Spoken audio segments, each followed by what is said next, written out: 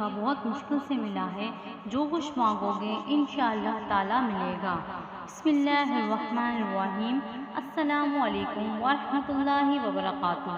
محترم جناب، آج آپ کو سورہ کوثر کا ایک بہت نیا وظیفہ بتا رہی ہوں۔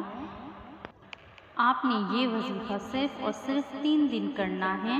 صرف 3 دن کے اندر آپ کی جو بھی بڑی سے بڑی حاجت ہوگی، جس بھی مقصد کے لیے آپ اس وظیفے کو پڑھو گے، آپ کا وہ مقصد انشاءاللہ تعالیٰ 3 دن کے اندر پورا ہو جائے گا۔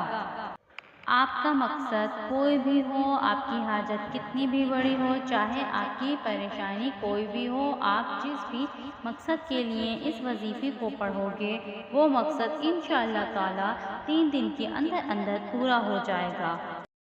اور یہ آپ کو جمعرات، جمعہ اور ہفتے والے دن ہی کرنا ہے۔ جیسے کہ جمعرات کو نماز عصر کے بعد شروع کریں اور نماز مغرب سے پہلے ختم کر دیں۔ ایسے ہی آپ کو جمعہ اور ہفتے کو کرنا ہے۔ انشاءاللہ تعالیٰ آپ کی ہر پریشانی دور ہو جائے گی۔ آمین ثم آمین۔